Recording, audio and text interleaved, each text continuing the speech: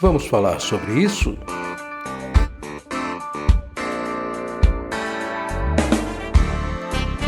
Com Francisco Ayrton.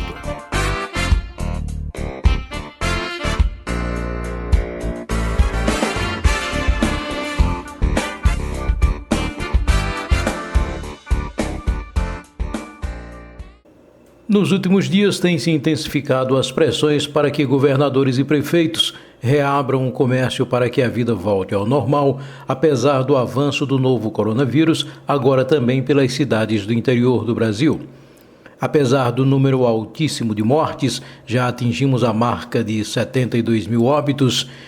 Pequenos, médios e grandes empresários e grande parte da população engrossam as pressões para que os governantes flexibilizem os decretos de isolamento ou até mesmo abram de vez o comércio.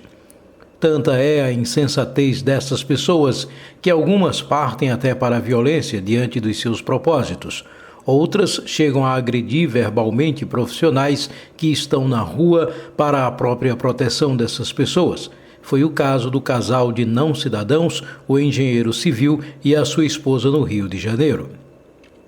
Olha só, Triana, eu quero saber como você mediu as pessoas. Cidadão não, engenheiro civil, formado, melhor do que você. As pessoas foram extremamente agressivas, foram arredias. Mais uma vez, nossa equipe foi ameaçada. Nós estamos aqui para proteger vidas. Em Sergipe, a Secretaria de Estado da Saúde chegou a informar a ampliação no número de leitos de unidades de terapia intensiva, UTIs, para 50 no Hospital de Urgência de Sergipe, o maior do estado. Mas alertou que mesmo com o aumento da oferta, a mudança para a próxima fase do plano de retomada da economia pode não acontecer, já que a taxa de ocupação continua avançando e atualmente está em 79,3%. Atualmente, o plano está na fase laranja, autorizando estabelecimentos como escritórios, algumas lojas de varejo, salões e, em 71 municípios, a reabertura de templos religiosos. Não bastassem a escassez de leitos de unidade de terapia intensiva, UTI, equipamentos de proteção individual, mão de obra qualificada e avanço de infecções em profissionais da saúde, a pandemia impõe mais um problema a hospitais brasileiros: falta de analgésicos, anestésicos e relaxantes musculares para tratar pacientes internados com e sem coronavírus. Na região metropolitana de Porto Alegre, há hospitais com estoque apenas para os próximos dias. De acordo com o infectologista Roberto Medronho, em entrevista ao Jornal Nacional, na sexta-feira, dia 10 de julho, essa teimosia das pessoas em querer sair às ruas, mesmo diante da pandemia que já matou tanto, chega a ser catastrófica. Um desastre, né? Nós estamos num platô mantendo mais de 1.000 mortes por dia durante muito tempo. Não adianta falar em números. Muitas pessoas não se conscientizaram da gravidade da situação. Elas ouvem um número elevado, mas vão para a rua fazer exatamente tudo ao contrário do que nós estamos recomendando. A enfermeira Sueli Moreira de Brasília diz que as pessoas estão perdendo a noção e as aglomerações estão levando a uma contaminação maior. As pessoas estão perdendo a noção. A quantidade de pessoas aglomeradas está levando a uma contaminação cada vez maior de pessoas. E essas pessoas acabam sobrecarregando o trabalho hospitalar. Se as pessoas continuarem tendo essa postura, eu acredito que nós vamos viver um caos. Vamos falar sobre isso? Abrir para quê? Eis uma pergunta inevitável para os sensatos. Já ficou mais que comprovado que sair de casa é se expor e expor os outros à morte. Então, por que sair agora do isolamento social? Definitivamente ainda não é o momento.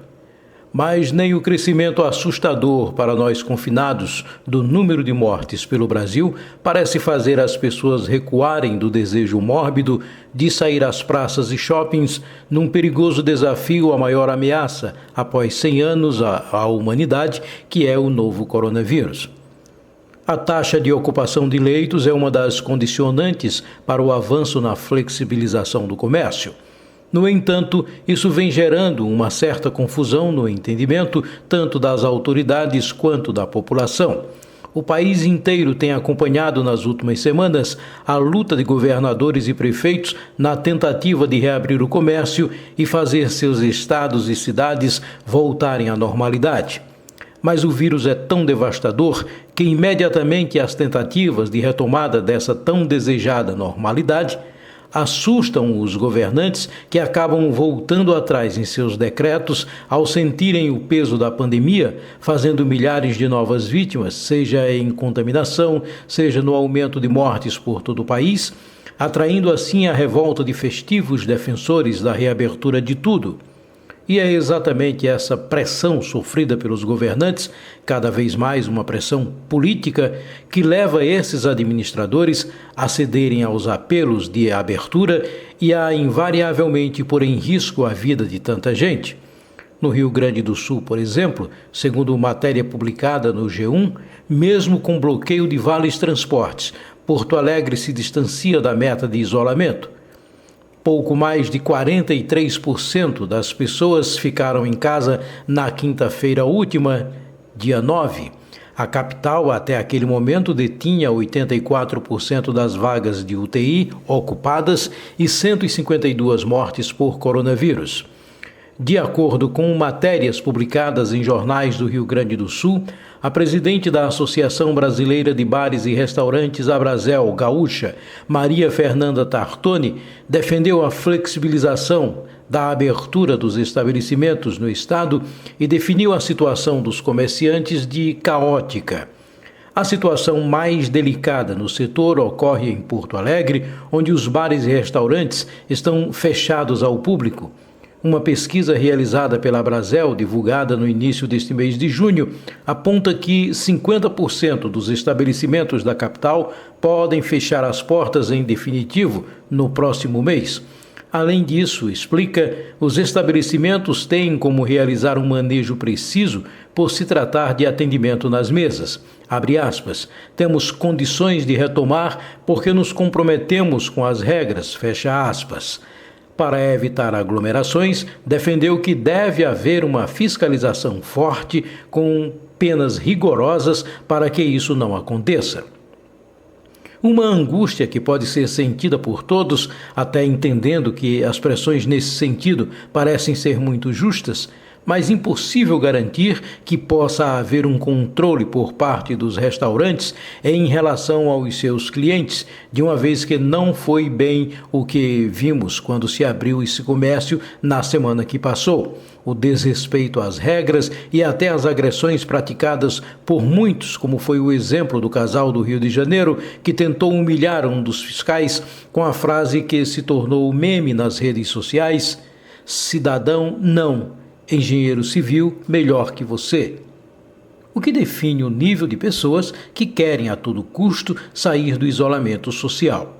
Difícil controlar algo que já vem descontrolado em sua própria natureza. Não há como garantir sem que haja uma punição mais severa para o próprio bem dessa população e que essa punição possa começar pelo bolso. Mas sem querer ser pessimista quanto ao comportamento da humanidade, sem parecer estar muito interessado nessa discussão, abrir ou não abrir, a doença segue matando numa velocidade cada vez mais assustadora. Chegamos a hoje, até o momento em que escrevo esse artigo, à triste marca de mais de 72 mil mortes. Segundo o retrato estatístico da pandemia, apresentada pelo Jornal Nacional, uma linha do tempo da ideia da velocidade do avanço da doença, o primeiro registro de morte no Brasil foi feito no dia 12 de março. 57 dias se passaram até que o país chegasse a 10 mil mortos. Depois, o tempo para atingir 10 mil óbitos começou a diminuir. Em apenas 13 dias, foram 20 mil vidas perdidas. Mais 11 dias e alcançamos 30 mil. Outros 10 dias e 40 mil pessoas tinham morrido de Covid-19. 9 dias depois, esse número passou dos 50 mil. Para chegar a 60 mil, esse prazo subiu um pouquinho, chegou em 11 dias. Mas neste domingo, dia 12, alcançamos os 72.100. E se isso não lhe incomoda nem um pouco, deve ter algo muito errado com você. Se a dor ainda não é sua, muito cuidado, pois você pode ser o próximo a sentir as consequências dos seus atos, ou mesmo aí sobrando para alguém muito perto de você. Melhor ficar em casa.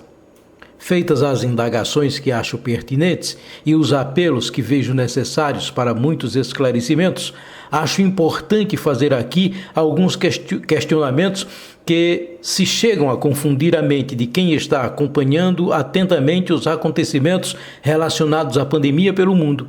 Também acabam confundindo a mente de tantas pessoas que não têm acesso à informação, que acabam compartilhando fake news ou que têm mesmo uma visão cética quanto ao problema. E dessa forma, fica muito mais difícil entender atitudes tão controversas de alguns desses governantes que, mesmo depois de tanto sufoco no sentido de construir hospitais de campanha para atender milhares de vítimas, compras apressadas de respiradores para salvar vítimas da Covid-19, contratar profissionais, muitos que sequer haviam concluído essa formação, antecipando a conclusão do curso, se é que entendi bem, de repente desmontarem toda a estrutura construída sob o argumento de que não é mais necessária essa estrutura, de uma vez que a taxa de ocupação dos leitos caiu significativamente. Como justificar o desmonte de equipamentos como estes se as pessoas continuam morrendo e esses números crescendo assustadoramente em todo o país? Se é sabido que na maioria dos estados a doença está avançando para o interior e que, sendo esses equipamentos frutos de dinheiro público, cabe o envio imediato da estrutura para aquela localidade. Claro que não sou nenhum administrador ou governante em qualquer das três esferas para melhor compreender o problema, mas o que entendo é que é uma obrigação do governo federal garantir que essas estruturas desmontadas em uma região, que ela seja imediatamente levada e montada em outra localidade que venha a estar necessitando de socorro. Se houve desvio de verbas por parte de maus administradores estaduais ou municipais, não pode ser a população penalizada pela falta de escrúpulos dessas autoridades corruptas.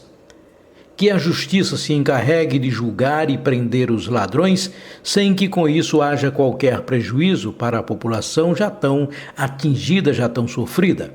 Já o estado de Pernambuco, pelo que vi e ouvi na imprensa, a partir de declarações do secretário de Saúde e equipe governamental, diferente do que está ocorrendo em outras localidades, os equipamentos que possam estar sendo desmontados em Recife e região estão sendo deslocados para o interior do estado exatamente como se deve proceder. Então, abrir para quê? Flexibilizar para quê?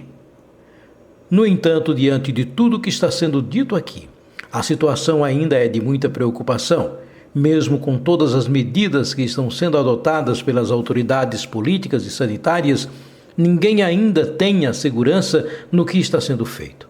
Apenas os espertinhos das quadrilhas organizadas, que parecem estar sempre um passo à frente de todos quando se trata de desviar verbas, estando os demais muito ocupados em querer entender e os profissionais da linha de frente em querer salvar vidas.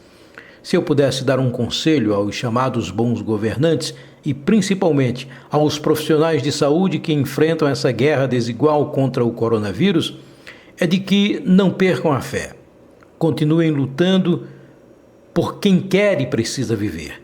Que esses governantes não cedam às pressões e que não se deixem convencer diante das tentações. O povo precisa do seu compromisso para continuar acreditando que é possível ainda haver humanidade em meio a tanta lama e tantos descasos. Aos céticos e defensores da abertura geral dos setores da economia, que recuem. Parem de olhar apenas para o próprio umbigo e pensem que não existem apenas vocês.